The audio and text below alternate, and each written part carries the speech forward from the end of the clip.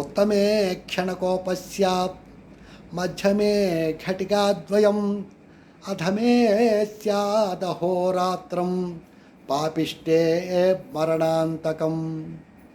మనిషికి కోపం ఉండకూడదు, కోపం నటించాలి, లేకపోతే పనులు అవ్వవు. అధికారులు ఉన్నారనుకోండి, కింది స్థాయి ఉద్యోగస్తుల చేత పని చేయించుకోవాలంటే కోపం నటించాలి. తల్లిదండ్రులు ఉన్నారనుకోండి, పిల్లల్ని క్రమశిక్షణ పెట్టడానికి, చదివించడానికి కోపం నటించాలి. అంతే, మనసులో పెట్టేసుకుని వాళ్ళ మీద పగపోనకూడదు. మనిషికి ఏ రకం మనుషులకి ఏ విధంగా కోపం ఉంటుంది అన్నది ఈ శ్లోకంలో మనకు తెలుస్తోంది. ఉత్తమే క్షణకోపస్య, ఉత్తములకి ఒక క్షణకాలం ఉంటుంది, తాటాకు మంటలాగా, వెంటనే వాళ్ళు మర్చిపోతారు. మధ్యములకి ఒక 2 ఘడియలు ఉంటుంది. 2:30 ఘడియలంటే ఒక గంట, అంటే ఇంచుమించు ఒక గంట కాలం ఆ కోపంతో వాళ్ళు ఊగిపోతూ ఉంటారు. తర్వాత మెల్లిమెల్లిగా మామూలు మనుషులు అవుతారు, ఆ కోపాన్ని మర్చిపోతారు. అధములు మాత్రం అహోరాత్రం 24 గంటలు, ఒక రోజంతా వాళ్ళు ఆ తలుచుకుని కుమిలిపోతూ, పగబడిపోతూ, రగిలిపోతూ ఉంటారు. తర్వాత ఓ రోజు అయిపోయాక మెల్లిగా మామూలు మనుషులు అవుతారు, ఆ కోపాన్ని మర్చిపోతారు. కానీ పాపిష్టి వాళ్ళు మాత్రం 24 గంటలు కాదు, వాళ్ళు చనిపోయే వరకు ఆ కోపాన్ని మర్చిపోరు. వాళ్ళు దాంతో ఏదో కాని పని చేస్తారు, దాంతో వాళ్ళు నాశనం అయిపోతారు. ఇదే కదా టీవీలో మనం చూస్తున్నాం, భార్యని చంపేస్తున్నారు, పిల్లల్ని చంపేస్తున్నారు, అప్పు తిరిగి ఇవ్వలేదని వాడిని చంపేస్తున్నారు, అప్పు ఇవ్వలేదని వీడిని చంపేస్తున్నారు, తల్లిని తండ్రిని, ఎన్ని చూస్తున్నాం. కోపం, విచక్షణ కోల్పోతారు ఆ కోపంలో. శ్రీకృష్ణుడు భగవద్గీతలో ఇదే చెప్పాడు. క్రోధాత్ భవతి సమ్మోహాత్ స్మృతి విభ్రమ, స్మృతిభ్రంశాత్ బుద్ధినాశో, బుద్ధినాశాత్ ప్రణశ్యతి. కోపం వల్ల విచక్షణ కోల్పోతాడు. ఆ విచక్షణలో ఏదో తప్పుడు నిర్ణయం తీసుకుంటాడు. ఆ తప్పుడు నిర్ణయం వల్ల తను నాశనమైపోతాడు. ఇంగ్లీష్లో ఒక సామెత ఉంది, an action committed in anger is an action doomed to failure. కోపంతో నిర్ణయం తీసుకున్నది మంచి ఫలితాన్ని ఇవ్వదు. కోపంతో తీసుకున్న ఏ నిర్ణయము, ఏ పని కూడా అది మంచి ఫలితాన్ని ఇవ్వదు. తన వినాశనానికే అది పుడుతుంది తప్ప తనకి ఏ విధంగానూ మంచి ఫలితాన్ని ఇవ్వదు కోపం. ఇది మామూలు మనుషులకే కాదు, మహర్షులకైనా దేవుళ్ళకైనా. పూర్వం దూర్వాసుడైన మహాముని, ఆయన గొప్ప తపశ్శక్తి సంపన్నుడు. ఆయన భార్య పేరు కందళి.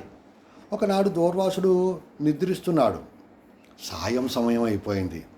అయ్యో, ఈయన మళ్ళీ సాయం సంధ్యా కార్యక్రమాలన్నీ కూడా నిర్వర్తించుకోవాలి, లేకపోతే నియమభంగం అవుతుందని పాపం ఈ భార్య ఆ దూర్వాసుడిని తట్టి లేపింది. వెంటనే దూర్వాసుడు లేచి కోపంగా భార్యకే చూశాడు. కోపిష్టి కదా, మంచి చెడ్డలు ఉండవు వాళ్ళకి. వెంటనే ఆ కోపంగా ఎప్పుడైతే చూశాడో ఆ యొక్క కోపం వల్ల కంటి నుండి వచ్చిన మంటలకి ఆవిడికి అక్కడే కాలి బూడిదైపోయింది. ఇది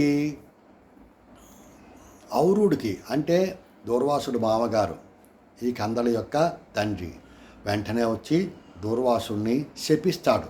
నువ్వు మామూలు మానవుడి చేత పరాభవం పొందుతావు, వాడి చేత నువ్వు రక్షింపబడేటటువంటి పరిస్థితి తెచ్చుకుంటావు, లేకపోతే నాశనం అయిపోతావు అని శపిస్తాడు. ఇలా ఉండగా అంబరీషుడైనటువంటి మహారాజు ఎన్నో యాగాలు, క్రతువులు, యజ్ఞాలు, దానాలు చేసినటువంటి మహానుభావుడైన ఆయన గొప్ప విష్ణు భక్తుడు. ఆయన ఏకాదశి వ్రతాన్ని చేశాడు 1 సంవత్సరం పాటు. ఒకనాడు ఆ ఏకాదశి వ్రతాన్ని ముగించుకోవడానికి బ్రహ్మాండమైనటువంటి యజ్ఞాలు, యాగాలు చేసి ఋషులందరినీ కూడా పిలిచి ఆ ఏకాదశి యొక్క వ్రత ఫలితాన్ని, ప్రసాదాన్ని ద్వాదశి గడియంలో పోకుండా ఆయన తీసుకోవాలి. అలా తీసుకోవాలనేటువంటి ఉద్యుక్తుడవుతున్నటువంటి సందర్భంలో దూర్వాస మహర్షి వచ్చాడు శిష్యులతోటి. అంబరీషుడు చాలా సంతోషించి, మహానుభావ, సమయానికి మీరు కూడా వచ్చారు, మీ ఆశీస్సులు కూడా పొందేటటువంటి అదృష్టం నాకు ఉందన్నమాట అని చెప్పేసి, మీరు గమ్ముని స్నానం చేసి రండి, నది స్నానం చేసి రండి, నేను మీకు ఆతిథ్యం ఇచ్చి నేను వ్రత ప్రసాదాన్ని తీసుకుంటాను అని. సరే అని చెప్పేసి దూర్వాసుడు శిష్యుడితో కలిసి నదీ స్నానానికి బయలుదేరాడు. ఆ నదిలో ఈయన భక్తితో నిమగ్నమైపోయాడు. ఇక్కడ ద్వాదశి గడియలు ముగిసిపోయేటటువంటి కాలం వస్తుంది, ద్వాదశి వెళ్ళిపోతోంది.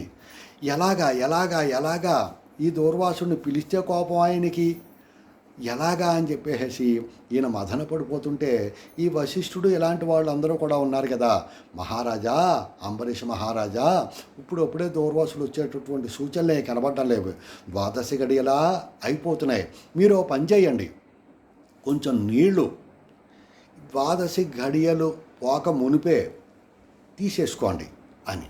తర్వాత ఆయన వచ్చాక ఆయనకి నమస్కారం చేసుకున్నాక ఆ ప్రసాదాన్ని తీసుకుందురు కానీ అని.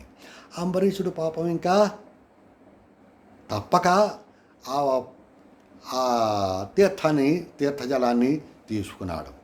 వెంటనే దూర్వాసుడు వచ్చాడు. మరుక్షణం 2 నిమిషాల్లో విషయం తెలిసింది. దూర్వాసుడు కోపంతో, అత్తరి నన్నేమో ఆతిథ్యానికి పిలిచి నేను రాకుండా నువ్వు తీర్థం తీసేసుకుంటావా అని చెప్పేసి తన